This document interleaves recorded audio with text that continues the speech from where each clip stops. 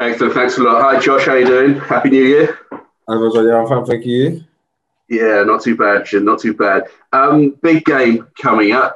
Just give us a sense of what it means to you and to Brentford to be in this position, just a game away from Wembley and taking on Tottenham. Yeah, it's good. Obviously, it's the first time in history the club has been in the domestic semi-final, so it's great. And yeah, to face obviously a team like Tottenham is good. And obviously we played a few Premier League sides in the running, so yeah, we're all looking forward to it. Yeah, I was going to ask you about that. Obviously, you scored in the last round. You've shown you can play against these Premier League teams. What sort of confidence does that give you going into this semi-final, where you will be seen as the big underdogs? Yeah, we've played a few Premier League sides, so we played Southampton, Fulham, West Brom, Newcastle, and we've all done well in them games, And I think I've said it before. We missed out on promotion, automatic promotion on 2 points, and we lost in the playoff final. So that shows that we're not too far off it, So it's just about going out there with belief, and and just doing what we do. I'm going to ask you personally. Obviously, you came through the ranks at Arsenal, spent many years there. Does that give it maybe a little extra edge coming up against Tottenham for you personally? Well, yeah, because obviously, yeah, when I was younger playing against them, there was I would say a friendly rivalry.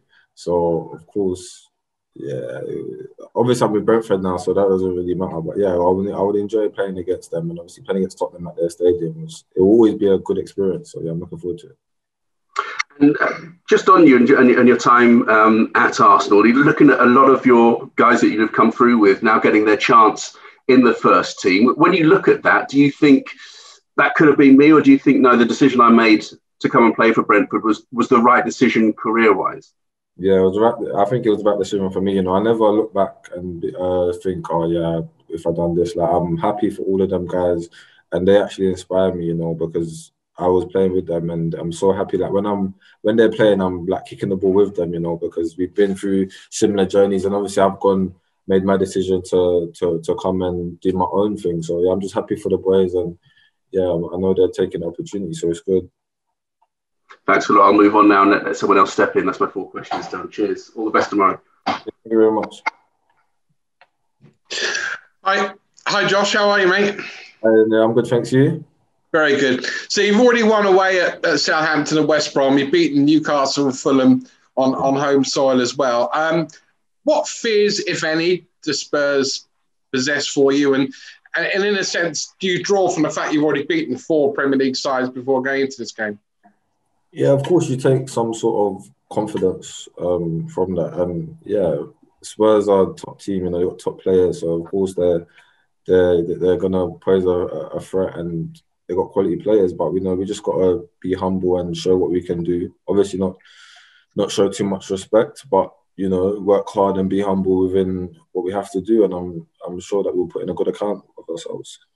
There must be immense belief within the Brentford squad right now. I mean, the unbeaten run stretches back, I think, to Preston at home, way back. And in terms of your form as well, just explain for us what Thomas Frank has done for your game, because you've already spoken about moving from Arsenal. What's Thomas Frank done to take your game on? Yeah, I think I've evolved. Obviously, I've been here 2.5 years now, and I've got better every single year. I think I'm enjoying my football. I think the coaches, Thomas, Brian, Kev, work really well with me. They understand me, and yeah, it's just Thomas has given me just that freedom to play and just to enjoy myself and to show what I can do. And I think that shows within the team, and everyone gets that sort of freedom. So I think it's a credit to the staff here.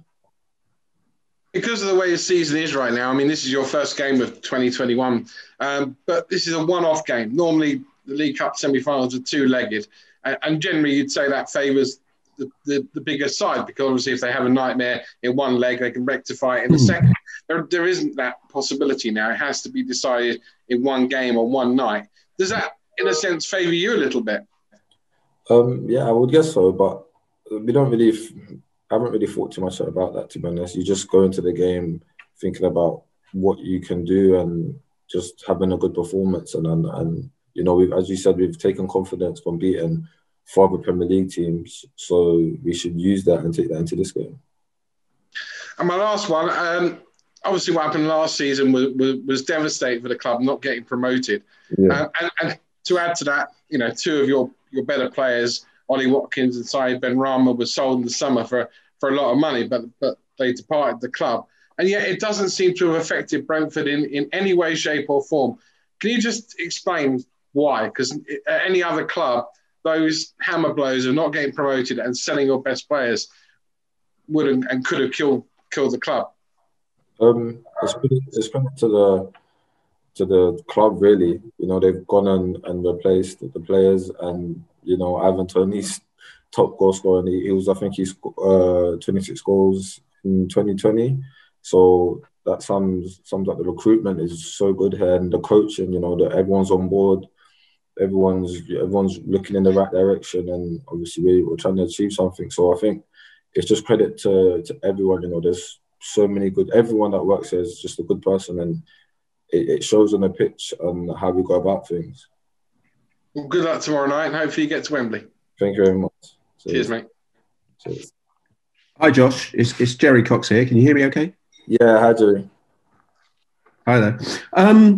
Harry Kane and Son have got 21 goals between them. That's more than half the Premier League. Not to worry you too much, but have you got? Are you guys going to have a special plan to try and keep them quiet tomorrow night?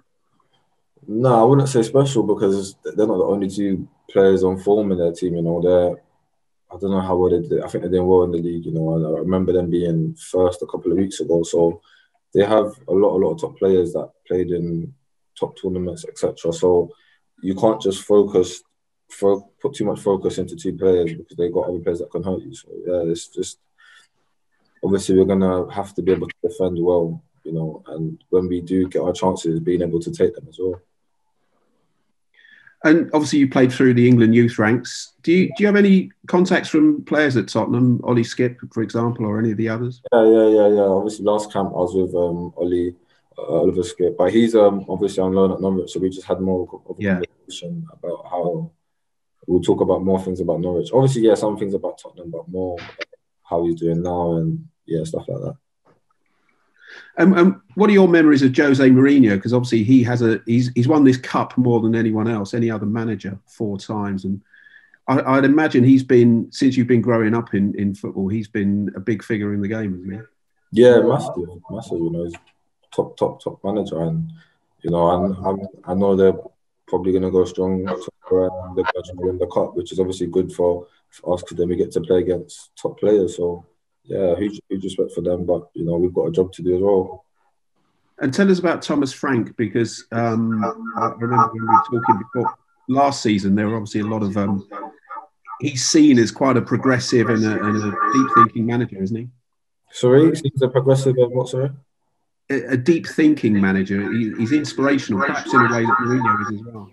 Yeah, he's obviously he likes his attention to detail, and he wants things to be done in a certain way, which we all like, you know, the type of football, you know, and obviously just the type of the culture we've got going on here is so good. So, yeah, he's been amazing for the team, and obviously you can see that, obviously in his first full season, we just about missed out on promotion, and you can see that we're doing quite well this year. So, yeah, it's credit to him and the staff.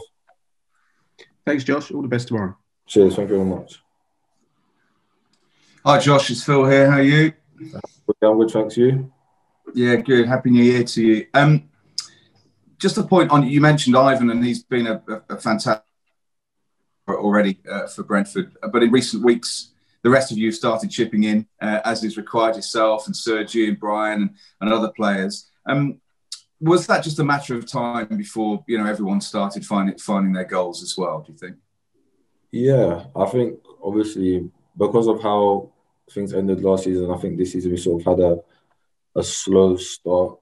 But I think now everything's starting to come to plan, I would say, like how we want things to be, because obviously, you know, our wingers weren't really chipping in and stuff, but now they're in firing form. So I think everything is heading in the right direction, and if there's any time that we want them to be you know, on their game. This is the sort of time. So yeah. And this cup run has, how much has it sort of bled into the actual league form as well? Because it's part of that, hasn't it? Really, that the confidence that you've gained from winning cup games obviously has helped with this 15-game unbeaten run in the championship. Yeah, it's so good, because obviously sometimes, you know, Thomas will change the team, and it doesn't matter what team goes out there, they're still putting in a performance. You know, that shows us the type of squad we have and the type of culture. You know, just because, okay, someone's not playing as much minutes doesn't mean they're not going to come and put in performance. Everyone's done so well. So I think it's credit to the boys, you know, having that mentality that, you know, just being ready to step in whenever, which I think is crucial, because, of course, especially in a shortened season, you don't know what could happen. People might get injured and stuff like that. But having people being able to step in is crucial, I think. And it's a magnificent stadium that you're going to be playing in. You've played in some big stadiums already, and including Wembley. I know that didn't go to plan, but does playing at somewhere like Wembley sort of mean that the concern of being in such a big stadium like the Spurs new stadium is not a problem, because, you know, you've played on the biggest stages that you possibly can as a group? Yeah, you know, it's as you said. Yeah, I think, of course, we've had that experience, and, you know, now I think we'll be able to learn from that experience, you know. And I think sometimes I banter with the boys, and in training, say they were doing penalties, and I'd be like, you can't be nervous. You played in a playoff final, you know what I mean? So you can't be nervous. So just banter. But as you said, Jay, like, we've learned from that experience, and, you know, going into the experience will be different, and we know how to handle it and stuff like that. So yeah, I don't think it will make much of a difference. And finally, for me, I mean, I know you said, obviously, and no one would doubt your commitment now as a Brentford player and everything you've done for the Bees in the last 2.5 years. But that rivalry in North London, even if it's at academy level, even if it's at youth team level, it still exists. We've joked on air sometimes that if it was Spurs versus Arsenal in Tiddlywinks or at Subbuteo, there'd still be an edge to it. I mean, that must still happen, even at sort of under 16 level or under 14 level. You know, it's Spurs versus Arsenal. Yeah, no, like, there's a few stories, like, back in the day when we was young, and we used to have just little social media stuff going on, like, between us, because it was young, and, do you know what I mean? It was funny, and obviously at the time, as you said, like, it's that rivalry, like, you know what it meant. Like, when you watched the first team, you knew what it meant to them, what it meant to the fans. So you wanted to, you know, pride. You know, you have that pride in knowing that, you know, that's your closest rivalry, being able to beat them. Do you know what I mean? So yeah, it was good. Looking back, it was funny, but yeah, obviously you're young and you enjoy it at the time. Brilliant, Josh. Best of luck tomorrow, mate. Take care. Thank you very much.